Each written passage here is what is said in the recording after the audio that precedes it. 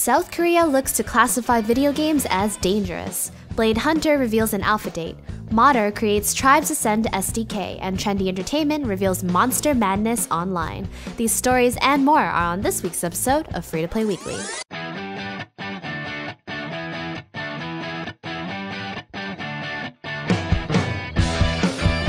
In South Korea, video games are a powerhouse, out-earning the native films and music industries combined. They also have a huge cultural influence, grabbing lots of attention, both good and bad. Recent news headlines involving deaths related to video games addiction have created a lot of outrage at the industry. That outrage is now taking form as a bill being considered by South Korea's parliament that would classify online gaming as potentially antisocial addiction alongside gambling, drugs, and alcohol.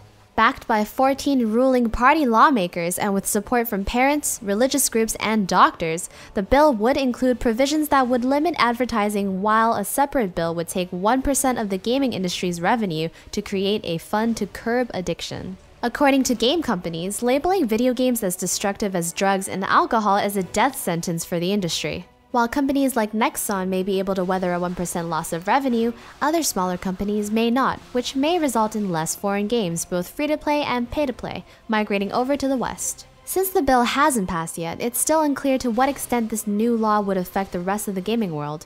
What do you think?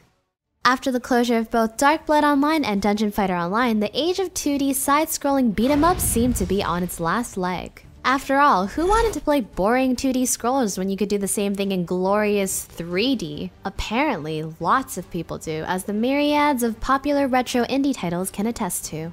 Enter Blade Hunter from R2 Games. Blade Hunter marks the genre's return to 2D side-scrolling with the promises of time-tested combat mechanics, allowing players to execute nearly unlimited combos, including aerial ones against a wide array of enemies. The switch back to 2D also allows for full stage boss fights, which span the lengths of the screen much like those found in old arcade beat-em-ups. Blade Hunter's alpha test started on December 12th, with players having access to 3 of the game's classes: the Knight, the Rogue, and the Valkyrie. A key issue that remains with free-to-play games today is what happens to the game after the developers stop developing for it. Many titles stagnate, their dedicated population of players slowly dwindling. Worse yet, other games shut down. But for some games, especially those that feature mod support, this doesn't have to mean the end. New modes, additional content, and other features are added to popular games with mod support all the time. So when Raiderz announced it would be shifting its development focus away from Tribes Ascend, many felt proper mod support was needed in order to continue the franchise's legacy. Until recently, hope for proper Tribes Ascend mod support was thought to be a lost cause, but a Reddit user by the name of Altimore has just released an unofficial Tribes Ascend SDK, blowing the doors wide open for user-run dedicated servers and mod support. Created from a leaked developer build, the SDK will allow the Tribes community to create their own content patches and remove the cash hop restrictions, effectively nullifying their need to grind for unlocks. Not only can the SDK allow a talented modder to remove unwanted features, but also add new models and optimization patches as well. The SDK could spell a whole new life for the shooter while becoming even more free-to-play. Raiderz has yet to state whether the studio official supports the community's decision to create their own SDK. Trendy Entertainment, in conjunction with Nom Nom Games, is inviting everyone to come participate in the open alpha for their upcoming co-op shooter Monster Madness Online. Best known for their work on the Dungeon Defender series, Trendy has taken the skills they've owned while making third-person tower defense games and focused that talent towards making a new third-person experience. Except this time, there aren't any towers, just a town overrun with invading aliens, zombies, and gargoyles. Naturally, Monster Madness Online moves away from the defensive playstyle of Dungeon Defenders and moves towards an offensive one. According to the official website, players choose to control one of the several high school teens, which, due to some alien invasion where all over 18 were sucked into a void, are the only heroes the city possesses. Monster Madness Online features 4-player co-op with procedurally generated objectives, enemy encounters, and items.